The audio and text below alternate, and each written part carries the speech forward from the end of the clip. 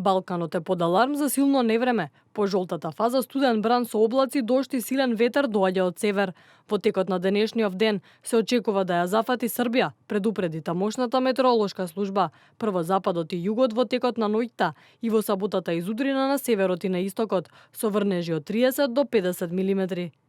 Наредна на удар доаѓа Македонија и овде се очекуваат краткотрајни поројни дождови и разладување на пеколните температури, што ќе потрае во текот на наредната недела, пошто повторно не очекува пораст на температурите. Невремето веќе зафати голем дел од северен Јадран и внатрешноста на Хрватска. Во Славонија ветерот туркаше дрвја врз автомобили и уриваше покриви на куќи, поради што надлежните прогласија елементарна непогода. Невремето попратено со силни ветрови и поројни дождови направи најголема штета во Пожега, Кутјево, Јакшич и Плетерница.